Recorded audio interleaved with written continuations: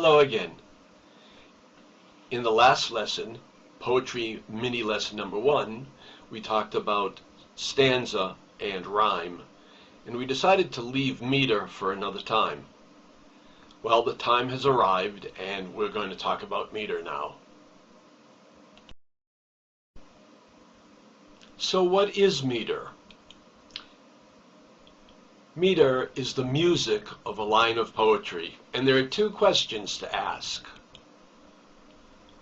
Where is the stress in the line, and how long is the line? Before we start, we have to learn about feet, poetic feet. Lines are divided into feet. One foot usually has 2 syllables, havarot, but sometimes a foot can have 3 syllables. Let's take a look at an example. Here's a line from Robert Frost. Whose woods these are, I think I know. How many syllables are in this line? Well, whose is a syllable, and woods is a syllable. These is a syllable. Are is a syllable. I think. I know. In fact, all the words in this line happen to be 1-syllable words. So there are 8 words, and there happen to be 8 syllables. And you remember I told you that most feet have 2 syllables. So if we divide 8 syllables into 2, we have 4 feet. This line has 4 feet. What else can we learn from this line? Well, let's listen to it. Whose woods these are, I think I know. There seems to be a pattern here of the sound. There are either stressed syllables or unstressed syllables. And in this particular line, each foot starts with an unstressed syllable and ends with a stressed syllable. Now we can think about feet, poetic feet, a little bit more.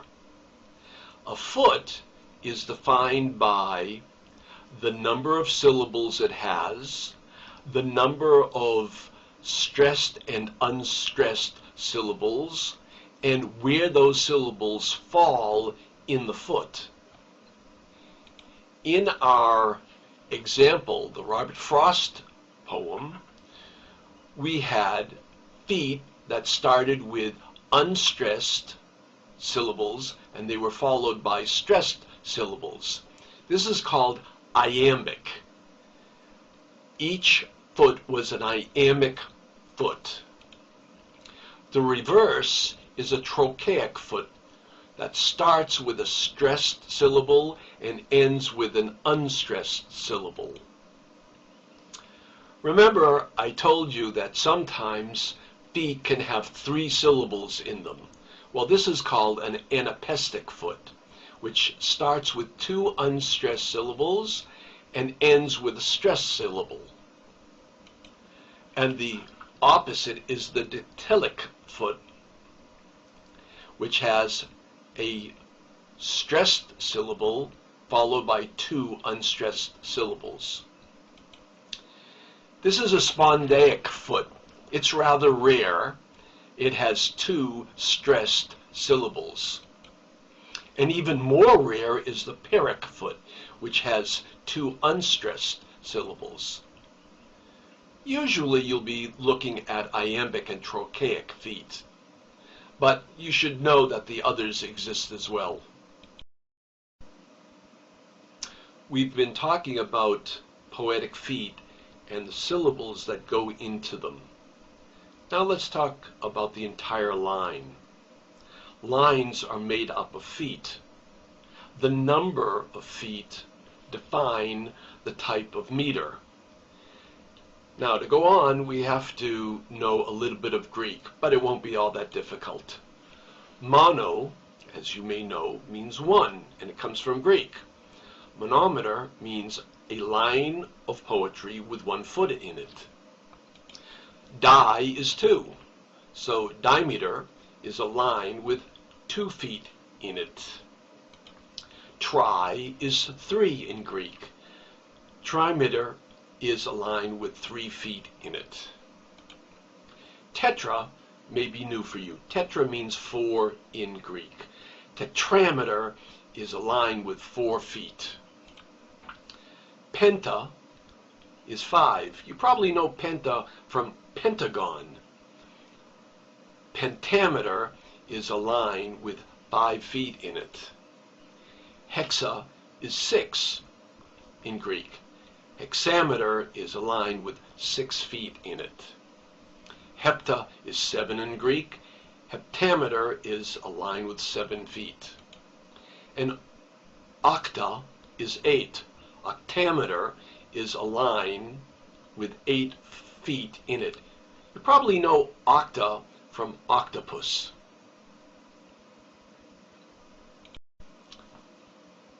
To sum up, lines in poems are broken down into feet. 1 foot usually has 2 syllables, shtei havarot, but sometimes a foot can have 3 syllables.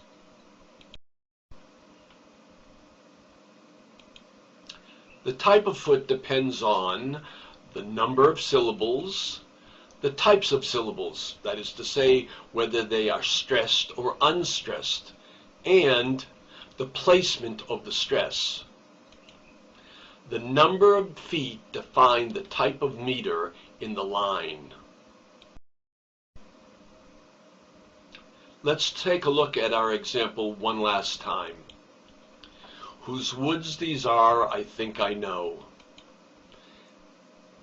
8 syllables divided by 2 give us 4 feet. Each foot has a weak syllable and a strong syllable. When you put all of this information together, you get iambic tetrameter. Iambic is weak strong, weak strong, weak strong, weak strong, and tetrameter means 4 feet in the line. Whose woods these are, I think I know. By the way, Robert Frost wrote most of his poems in iambic meter, iambic tetrameter, or iambic pentameter. He believed that this is the way English speakers sound naturally. Shakespeare also wrote in iambic meter. Most of his plays were written in iambic pentameter.